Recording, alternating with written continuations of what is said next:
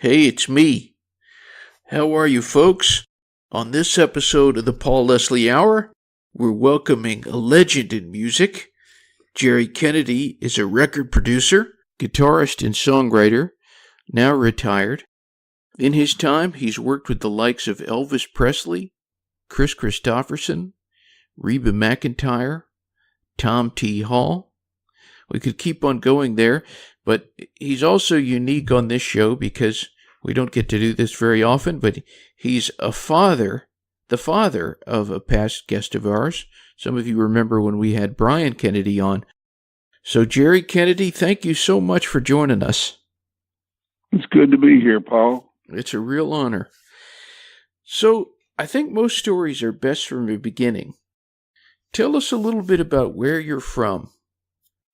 I am from Shreveport, Louisiana. Born, raised there, and my music, all the music things started there, and migrated to Tennessee in 1961.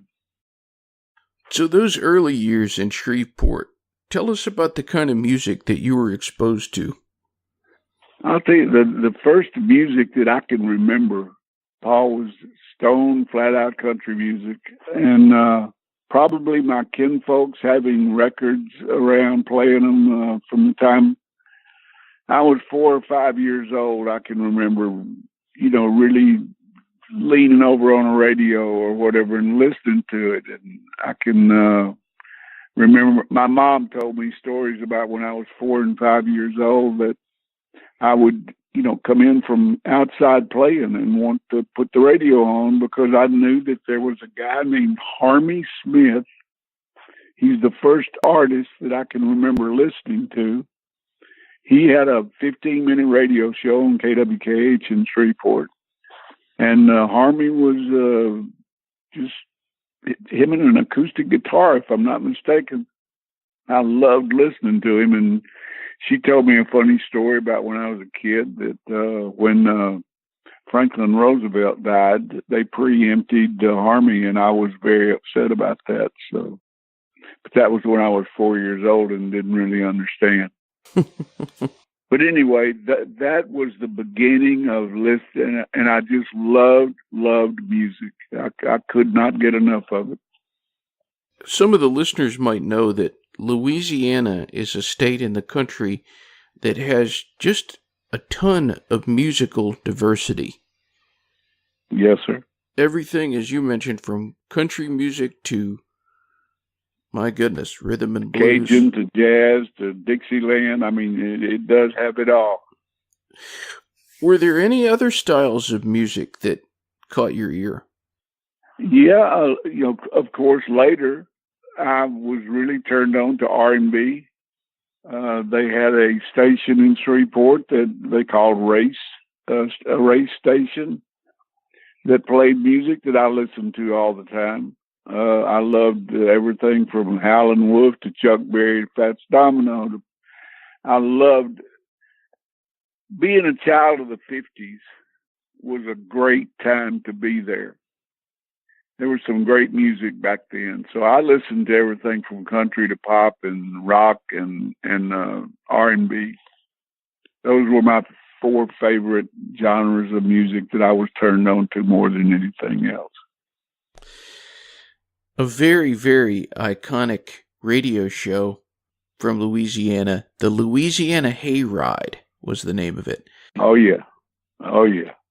Tell us a little bit about Hayride that. Was, when I was, 9, 10 years old, I think the Hayride came into being in 1949, which would have made me 9.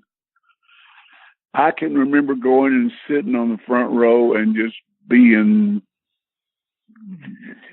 I don't know, it was almost like an ethereal thing that was happening when I would sit there and watch all those great acts come on, and they had some great ones in the beginning there. And later on, I had the blessing of playing with some of them, but watching people like Johnny and Jack and Kitty Wells, that was just something to be able to see them perform. Mac Wiseman, Johnny Horton, Gosh, I can go on. The Browns eventually came in down there, and I don't know, gosh. I always leave people out when I do interviews, so forgive me if I don't mention somebody that's really important that you know that was there that I can't remember.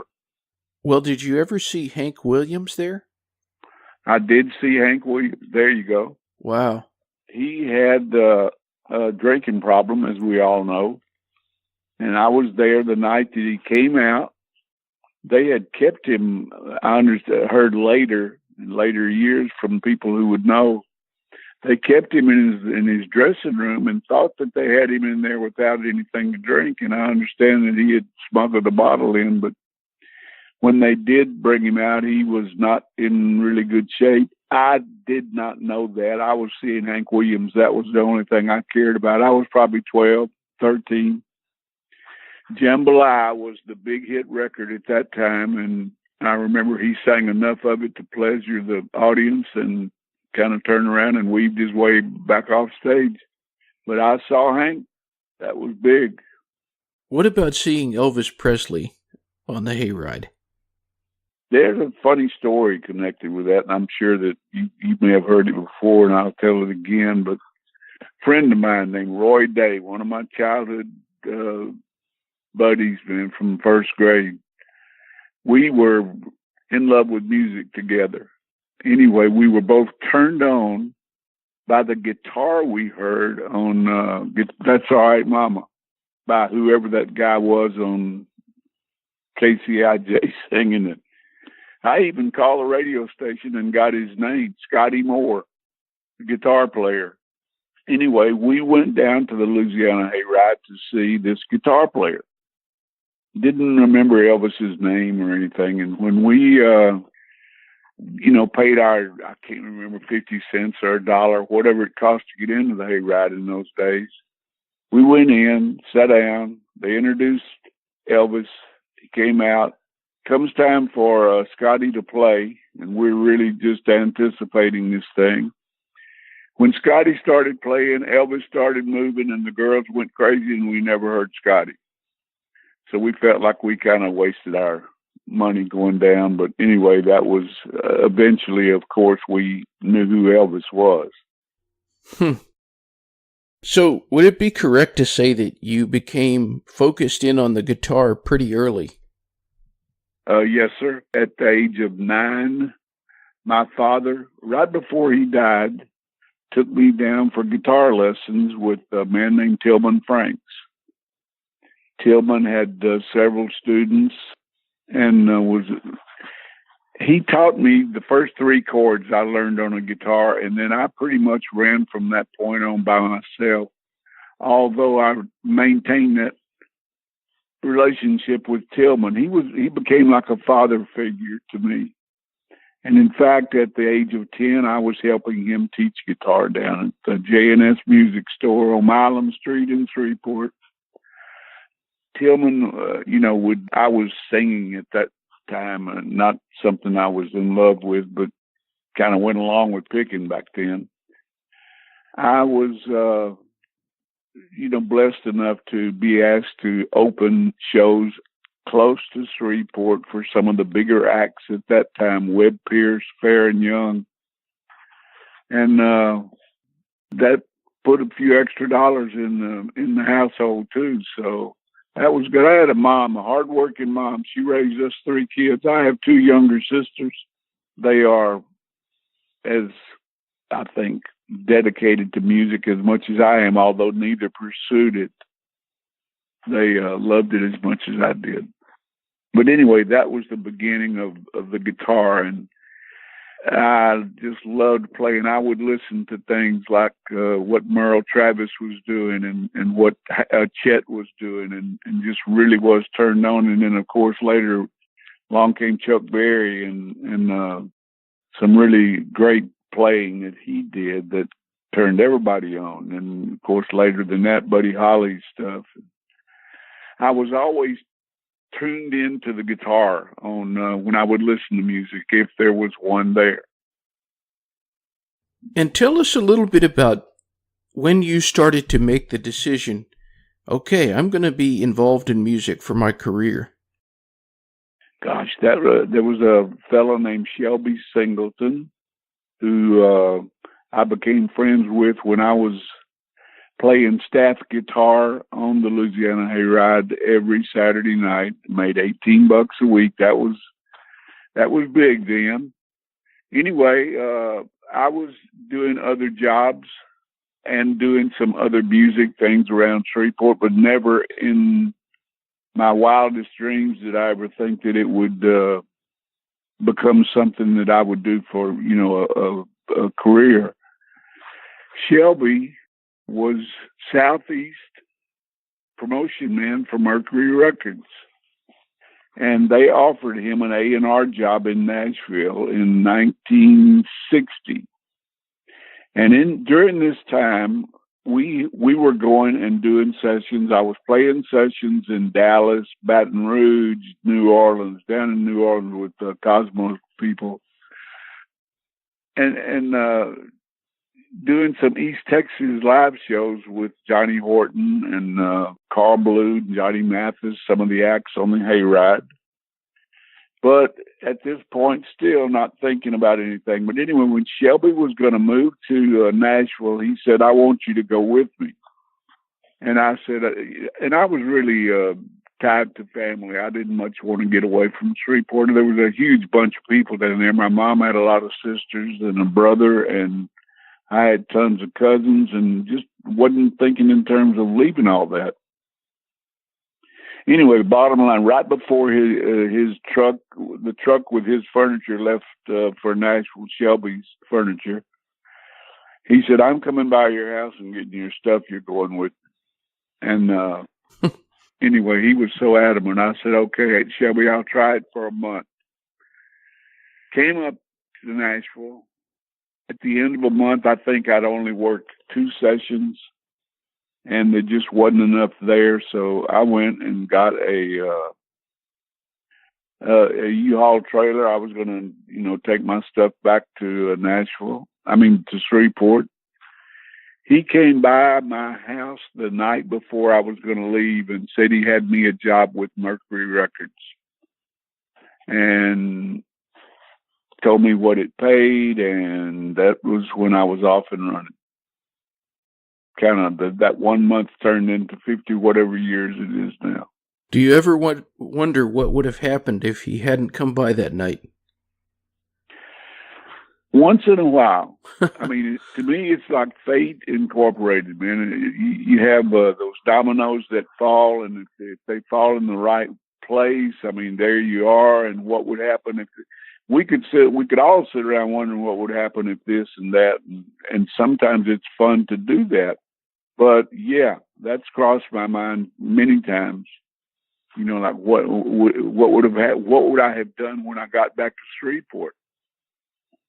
Because the music was, most of the people were leaving there, coming to Nashville or going other places, and it was kind of the beginning of a bad deal down there as far as the music was concerned. The Hayride was not as popular as it had once been. Yeah, you asked a great question, and yes, I wonder about that a lot. How did the Tom and Jerry instrumental albums come to be? That was Shelby. He wanted to, and that was actually part of moving to Nashville. In November of '60, he asked me if I would be interested in doing. This is when he had been made, part of the A&R department at Mercury. He asked if I would be interested in doing an instrumental thing, and he said if we could get Tommy Tomlinson involved. Tommy was playing guitar with Johnny Horton, and he could be the Tom, and of course I would be the Jerry. And he said, "I'd like to do an album and call it Guitar's Greatest Hits or Golden Hits." I can't remember what the title of it was now. Anyway, he said, pick out songs that were, had guitar influence involved in it. And let's do an album in Nashville. And that was a big deal. You know, when he said come up here to do it, I thought, man, that's great. We did that album on, I think, a Monday, Tuesday, and Wednesday. And on Thursday, Tommy flew back to Shreveport to make the appearance with Johnny in Austin, Texas, where when they were coming back out of there, the wreck happened, killed Johnny. Tommy lost a leg in that wreck. Tillman was beat up really bad, but survived okay. But that was the timing of that happening. And that was a horrible week. I had stayed here because somebody offered me, I think, me and my wife, a seat at a BMI dinner or a CMA dinner or something. Or, you know, we would have been back in Shreveport because we had not moved up here at that point. Would you say that the early 60s was the time that you were doing the most number of sessions? Oh, yes, definitely. It was, I think I did over 400 sessions in 1962. My goodness. And it may have been more. But I was also trying during that period of time, Shelby had moved to New York. So he was no longer head of the Nashville office, and he made me the head of it. And I was trying to run the thing and do sessions, and really wanted to do both well. And it was getting harder to do. So I started cutting back on the number of sessions that I did, probably in the mid 60s.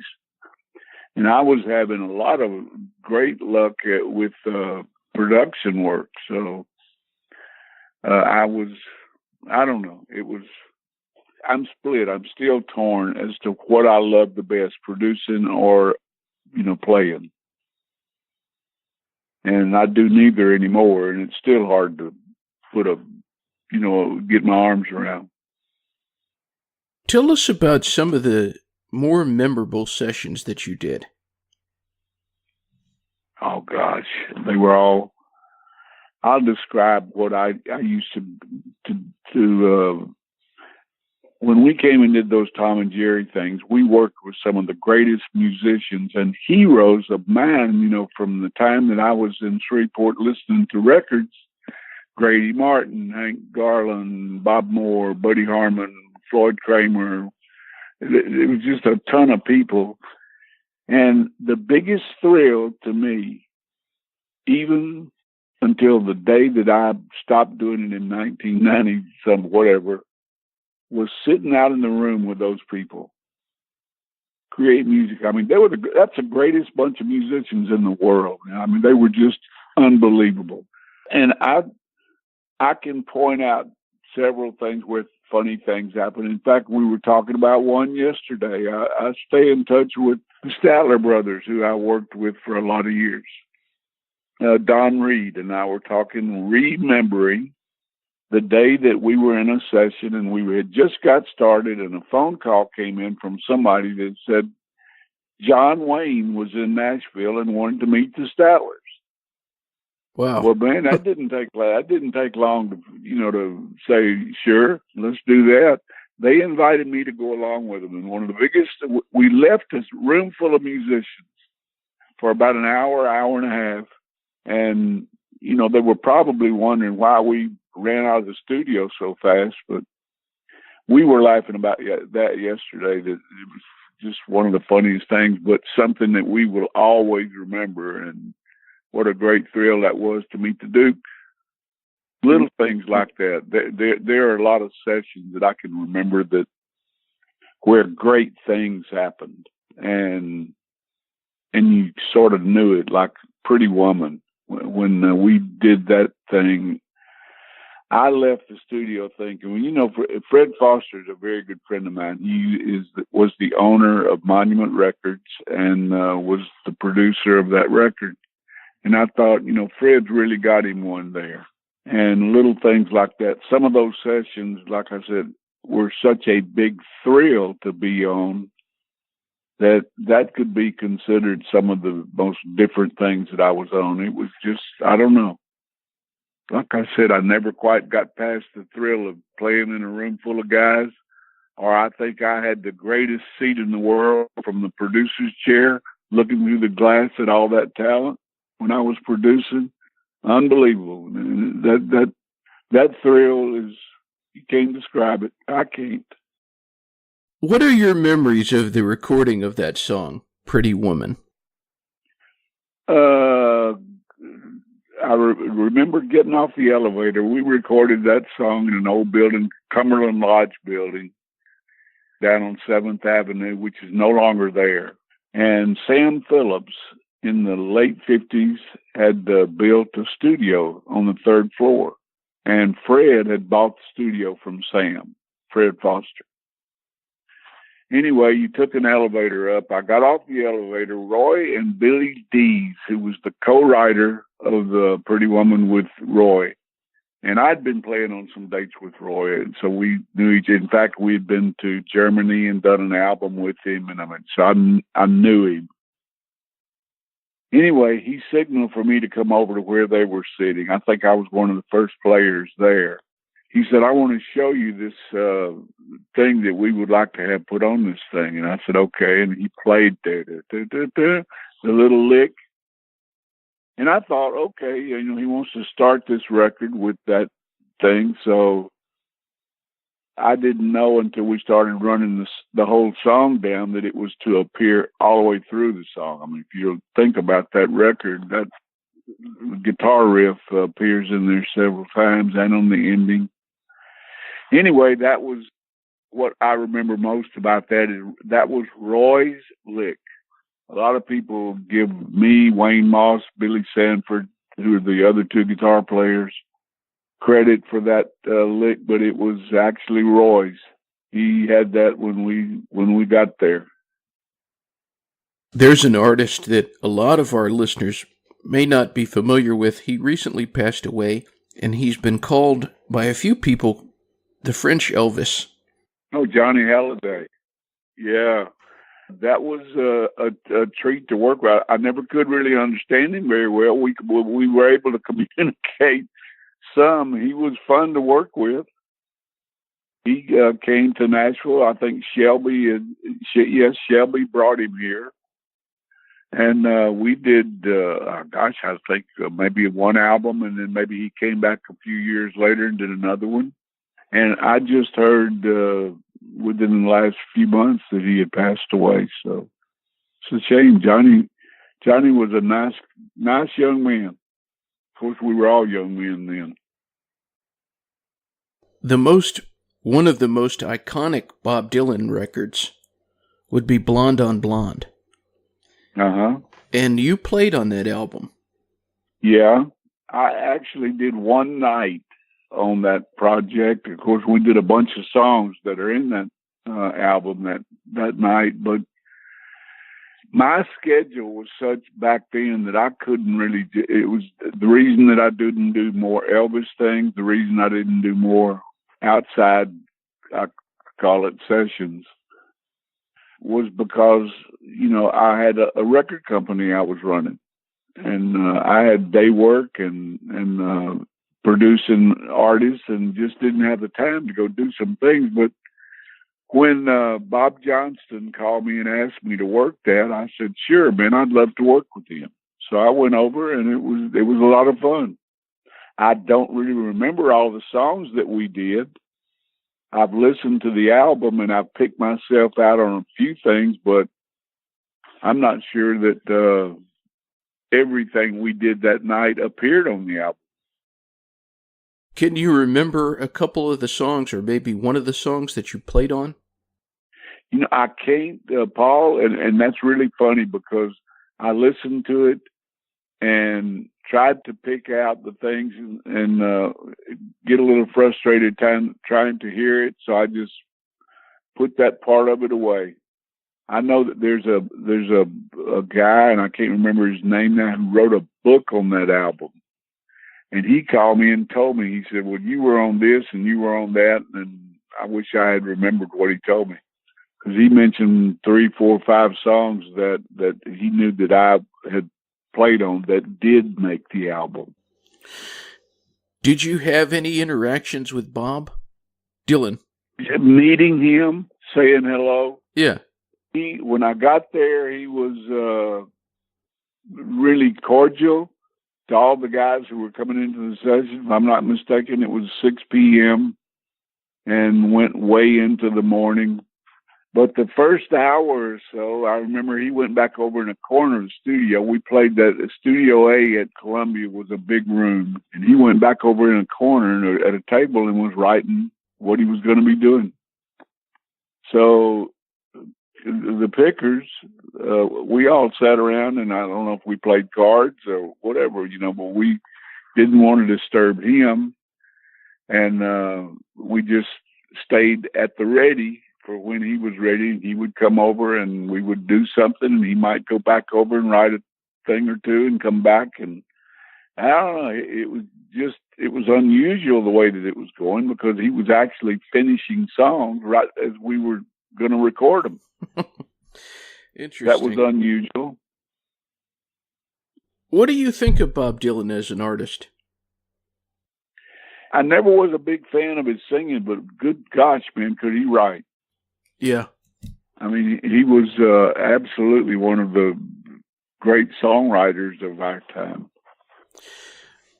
Speaking of songwriters, I'm hoping you can tell us about your work with Tom Thaw. Gosh, I could do a year on Tom. Was one of my. I worked with three of the best acts who wrote their own material that ever. I mean, just ever. Roger Miller, Tom Thaw, and the Statler brothers. And a lot of people don't realize the Statlers were great writers because their names were not, out there, and they never got the credit, I felt like, as songwriters, because the songwriters were Don Reed and Harold Reed and Jimmy Fortune and Lou DeWitt, not Statler. But anyway, Tom, you asked about, one of my favorites. And there was a guy in town named Jimmy Key. He had a talent agency and a publishing company, New Keys Music. He was partners with an artist named, Jimmy Newman. Jimmy was out of Shreveport and Cajun, big time. Anyway, the first thing that I can remember, my first interacting with Tom, was when Jimmy brought him to my office to sing a song that we were going to be recording with Dave Dudley, who was the truck driving king back then. I mean, we did all those trucker songs. Tom had written a couple of trucking songs, and I was really turned on to them. So it was like human demoed. Every time Jimmy would want to pitch a song to me that Tom had written, he would bring Tom and let Tom sing it. Well, I was beginning to really get interested in Tom as a songwriter. And about the time that I was going to ask, Jimmy Key asked if I would be interested in recording Tom. And I jumped all over it and said yes. Went to the studio and we recorded a record called I Wash My Face in the Morning Dew. I remember that. And it just, I don't know if you've ever heard it, but it's wonderful. Anyway, that was my intro into working with Tom. And I was never more impressed with songwriters than I was when he would call me during our time. We worked together 6, 7, 8 years. When he would call me and say, can I come to town and play you 10 or 12 things? Well, it was like Christmas morning because I knew I was going to hear some great stuff and never was disappointed. What about Tom, the guy? Great man. I loved being around him. He was straight up and down, brilliant. I would have different conversations with him than I had with, say, Bobby Bare or Roger Miller, because Tom was, really into watching the morning news, and he was up on everything that was going on. So I enjoyed my visits with him because, he was a great man. Still is. I spoke to him about 3 or 4 months ago, and we vowed to call and check on each other. And I needed, thanks thanks for bringing him up because I need to call him and do my part. Yeah. Now, I'm not asking you to name names, but did you ever deal with big egos? And if so, how did you work around those? Gosh, let me think.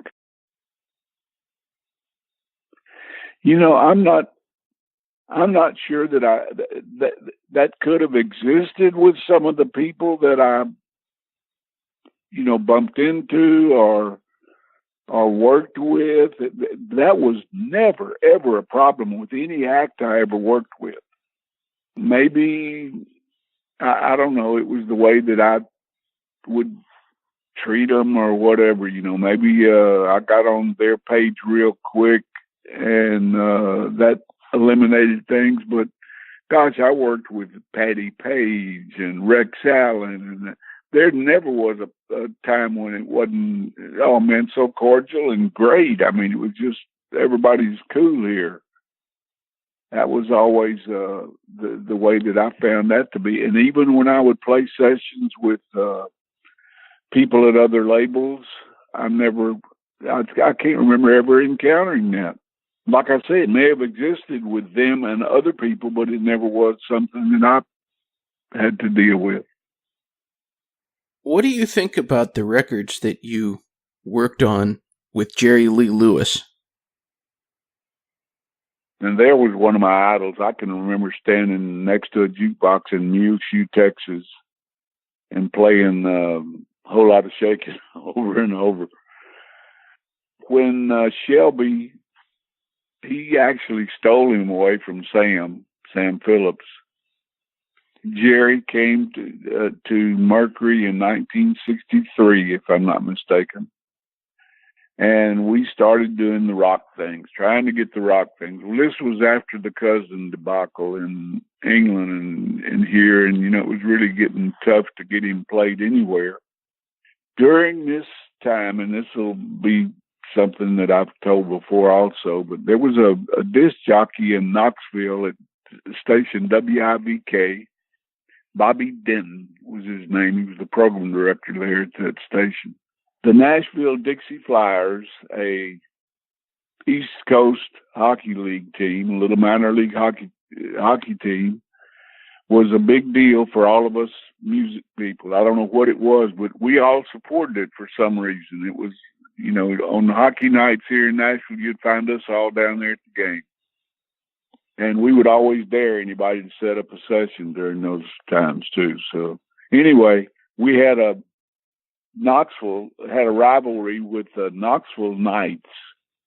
And I would go to Knoxville and I'd run into this guy, Bobby Denton, who I'd met at a disc jockey convention, I believe sometime in the mid-'60s. He started in on me, why don't you cut Jerry Lee country? Why don't you do country sessions with him? And he just run me crazy. And I remember there was pressure on to do something with Jerry or Mercury was going to let him go. And the last session that we did, I figured, okay, I'm going to do that country thing. And that's when a guy named Eddie Kilroy found a song called Another Place, Another Time, brought it in. We cut it on a Saturday morning and had it out a couple of weeks later. And the rest is, he was off and running with a huge run of number one country records.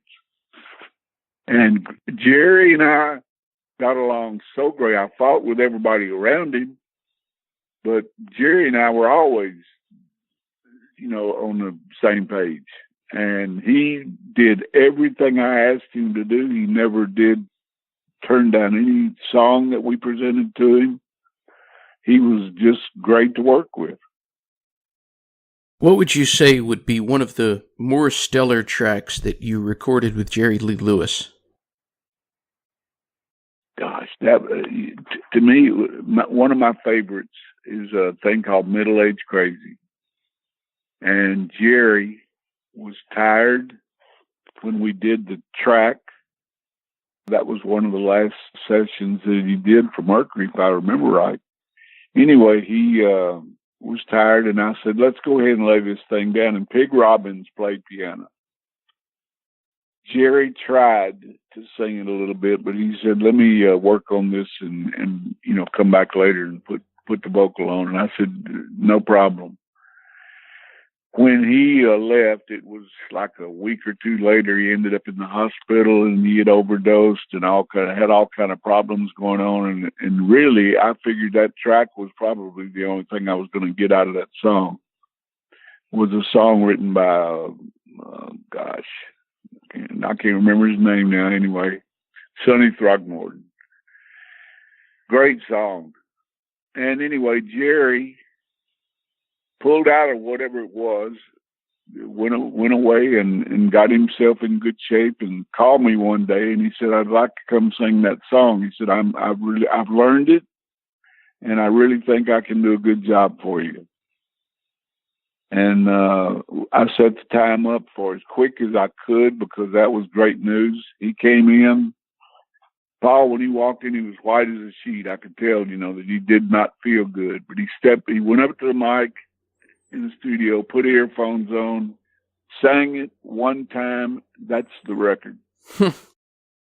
Wow. And that's the talent that he had. But he knew that song was great too. There were a lot of great things that happened. Chantilly's Race, we had so much fun recording that thing. Actually, we had an 8.5 minutes long that we had to cut down to around 3 minutes, but it just kept getting better and kept getting wilder, and people were throwing stuff, and we were having a big time. With all of these artists that you worked with, Elvis Presley, Ringo Starr, as we've been talking about, Jerry Lee Lewis, has there been anyone that you were intimidated by? Probably not. I never had. I was in awe of a couple of people that I worked with, Patti Page being one of them. I mean, she had that, golly, what a great personality, and look at the string of hits that she had. And I was young. I think I was 20 when she came to town, and we were going to do an album with her. And maybe Connie Francis I was awestruck a little bit. And Rex Allen, who was the first number one record that I had, that I produced on him. Because I had sat in theaters as a kid watching him ride horses and shoot people. and here I was with one of my Western heroes, and he was depending on me to find a good song for him, to take him in the studio and produce it. And I was 21, I think, at that time. But that was my first big hit record, was a thing I produced on Rex called "Don't Go Near the Indians." So how do you get through the awe when you're in awe of someone? Well, when you asked that question a few minutes ago, I was thinking, when I walked into the Elvis session, I had not really met Elvis, although in whatever year it was, I was working with Johnny, and Elvis was at the place. We were in Temple, Texas, and whatever that place where he did his basic was, a few miles from there. He came to a studio, to the auditorium where Johnny was doing a session, and I was playing with Horton. Once in a while, Tillman Franks, who was a bass player, would let me play electric bass with Johnny. He would ask me to do that. That was one of the nights, and I remember that Johnny made the mistake of telling people that Elvis was backstage and the show was over. People just went crazy and rushed the stage and started going crazy, running. And anyway, that was one chance that I'd had to actually meet him, and that kind of went by the wayside. But walking into the studio, you're with a group of musicians who can help hold down the awe problem, because, man, everybody had each other's back. All the players here in this town are family, and we did things as a group. So maybe that awe problem was something that I was able to get past real quick because of the the support that I had with all the other players. What does it feel like when people call you a legend? I think they're wrong. I would never consider myself like. What I always wanted to do was be a part of making other people a legend. That was my job. As I used to tell Tom T, he would say something about something like that, and I'd say, look, I'm here to make you rich and famous, not me. And that's kind of the way that I went through everything that I did. So I've never considered the fact that I would be a legend. I've never heard of somebody who looked at, or had, I shouldn't say looked, I've never heard of somebody who described producing like it was a service, like a service job. Well, that's Mercury hired me to do that. Yeah. So I felt that that's what I ought to do. I know a lot of other people that they had publishing companies on the side, different deals like this, but that company put enough faith in me to do them a good job.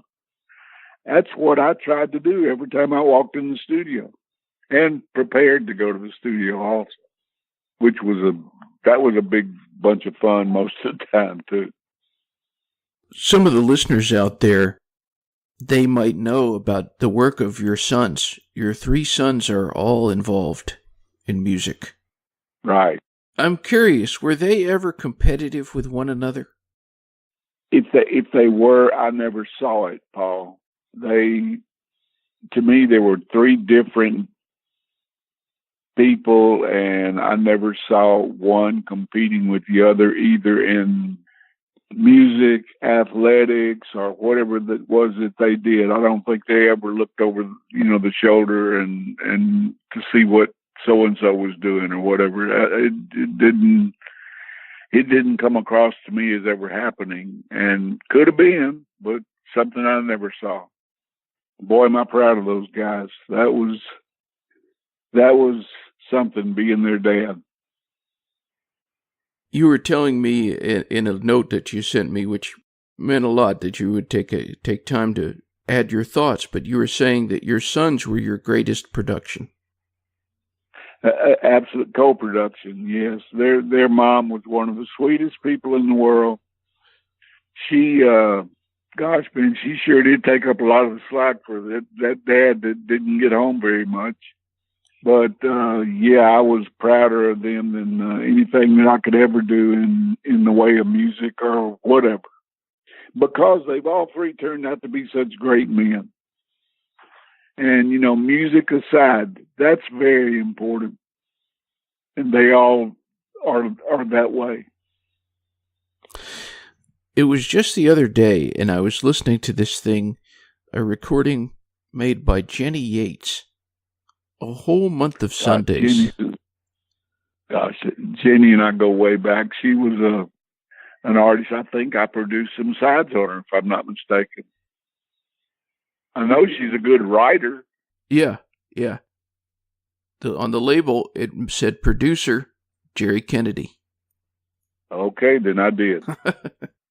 And forgive me for not remembering everybody I ever did a session with. But sometimes if it wasn't something that tore down walls and ran, up the charts and through the roof, I just don't recall, because there were hundreds of them.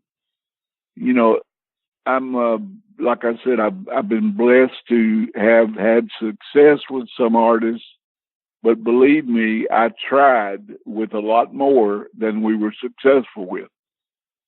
Because that's the nature of the music business. I mean, you can't take 5 or 6, 7, 8 artists and run a record label. You've got to have people that you're trying things with all that time. And if I recall right, Jenny was a friend of Al Gallico, a publisher friend of mine from New York. And Al was always had something going on. I think he asked me to produce some sides on Jenny. I think that's how I met her. Great voice too. Yeah, good singer. Do you remember that? Sweet lady. What would you say of the albums that you produced? Which one would you say stands out amongst all of them? Oh gosh, I'll tell you which one it was, but it's not for any reason that you would call. I don't know if you're familiar with all the things that I've done with the Statler Brothers. We did an album called Country Music Then and Now. And on the then side, we had 5 old songs. And on the now side, we did 5 or 6 new songs. That was back when 11 sides were being put in there. Anyway, we were sitting around talking about how to fill out that then side. And we would talk once in a while about doing an idea that they had when they were flying from here to Europe. Every one of us guys who are that age, we're now in our mid to late 70s, have experience listening to some of these 15-minute radio shows done by local talent on some of these smaller stations that just doesn't quite come up to good. So we did a thing and named the artist Lester Roadhog Moran and his Cadillac Cowboy. This was on that album, and it was like about a 7 or an 8-minute cut, and it was a takeoff on one of those old radio shows. I mean, from Signing On to Signing Off and Horrible Talent in between. And those guys were incredible, and we've talked about how hard it was for them to sing out of tune, but that's what they were doing. Anyway, bottom line, Paul, this thing took on a life of its own out there, but the thing that everybody was turned on to was Lester. So we did an album of Lester Roadhog Moran and the Cadillac Cowboys, and you would have to hear it to understand exactly why that would be the most memorable thing I've ever done, because that's the first thing people mention to me when I meet them, and I've never met them before. They'll say, you're the Jerry Kennedy that did the Lester Roadhog Moran and the Cadillac Cowboys album. Well, this thing involved things like the guys doing a dance and a fight breaking out, and we threw chairs, broke bottles. I mean, it was, well, you'd have to hear it. But anyway, that one is probably the most memorable one because I keep being reminded of it. And I told somebody not long ago, I said, it's a shame. This is probably going to be my legacy, that thing that we did. And actually, it's horrible, but sold very well. Well, on that note, I would have to ask you what you think about the direction that the music business is going in these days. I love some of it. Music, what happened to me was, and this is something probably that happens to most people, my fire went out. I remember the last thing that I produced, when I walked out of the studio, I thought, that's the last time I'm going to be in a control room, because I did not enjoy the last part of that session, and I didn't enjoy I picked up the guitar and played on some of the things, and I was not enjoying that, and it really was, I remember it was kind of a sad feeling. But anyway, when I quit that, I kind of quit listening to a lot of music also, but I do listen to enough of it to know there's something about it that bothers me. It all kind of sounds the same. A lot of it does. And I just remember a time when we worked with what we would call stylists. You knew who Cash was 2 words into it. You knew who Tom T was. You knew who, Glenn Campbell was. These were people that you didn't have to Now, maybe the younger people out there know the difference, but it's something that I can't tell. And that's my only complaint. I wish they did better songs too. Of the artists that are out there still touring, still recording, who would you say you have an admiration for? Oh gosh, great admiration for Ricky Skaggs. Probably one of the best musicians, singers that is out there. Vince Gill, and he's appearing with the Eagles, so I'm not sure about what his solo career is like right now. But as far as still out there, gosh, I guess Bobby Bear, somebody I worked with. Bobby still works some. Tom T has called it a day, and we laugh about that. Statler's called it a day. Roger passed away. These are people I worked with. I'll tell you a new act that I kind of like is Zach Brown. Oh, yeah? Chris Stapleton has done a couple of interesting things that I've sat back and listened all the way through. But I'll be honest, when I get in the car and I have satellite radio, it goes to Willie's Roadhouse. And it's kind of like This Is Your Life, which is an old show that a guy named Ralph Edwards did. I don't know how old you are, but you may not remember him. But that was a show back in the early 50s, I think, TV, where he would drag somebody out on the thing, and then they would surprise them with everybody that they'd ever met and all this other stuff. This Is Your Life is what he would do. But that's kind of, this is my professional life that I listen to on there, because if I drive from here to, say, Gatlinburg, which is a 4-hour drive, I'll probably hear 25 or 30 things that I was connected with, either played on or produced. And it really is, I don't know, I've downloaded a lot of music too. Most of the downloads I've done have been things that I grew up with. The Four Lads, the Platters, the Diamonds, Chuck Berry, Fats Domino, things like that. Those are the things that I really migrate back to listen to when I want to listen to something on my iPad. What would you say is the best thing about being Jerry Kennedy? Wow. Probably the blessings that I've had. I'm not somebody who's going to say I did all what I want, that I've done everything or whatever, but what I have been involved with, I've created a family of people that have surrounded me, that this is professionally, that have surrounded me with everything from, Paul, if you walked into a session of mine, you'd see a bunch of players really going after it. I mean, they tried hard for me. And I've played sessions for other acts at other labels when I noticed that they did not try as hard. And what that was about, I don't know.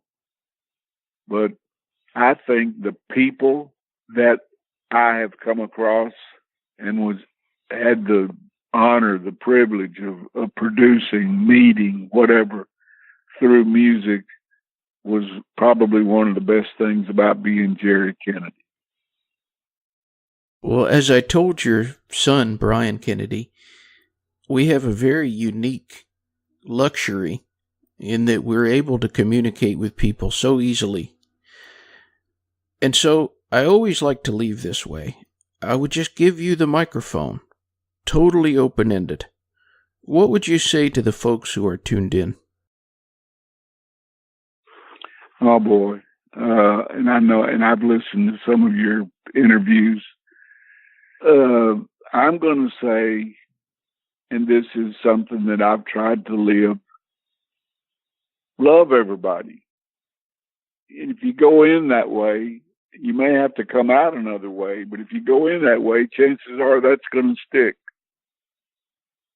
And I've always had that approach when I would be working with a new act, no matter who it was, if somebody had assigned that to me from, say, Chicago, which is where our home office was, they may have called me to do, something that they signed. I can't remember anything right now. But anyway, are people that I would go out and go after to sign.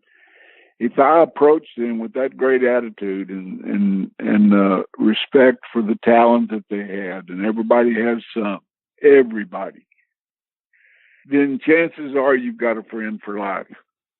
I've never found that to be any different. Well, Mr. Kennedy, thank you very much for sharing with us. Paul, I just hope it's something you can use, man. I'm not the best interview in the world. I get started and start rambling all over the place, but that's kind of the way my career has been. So I hope that it's something that your listeners will, like. Well, I've enjoyed it. It was an honor to do it. I have too. You're a good interviewer. Thank you very much. And I appreciate that. Well, thank you again, and until we meet again. Thank you, Paul. If you ever get up this way, holler at me. I will. Absolutely. Buy you a coffee. I'd like that. All right, sir. All right, sir. Well, have a wonderful day. You too, Paul. Thank you very much. My pleasure. Bye-bye. Bye-bye.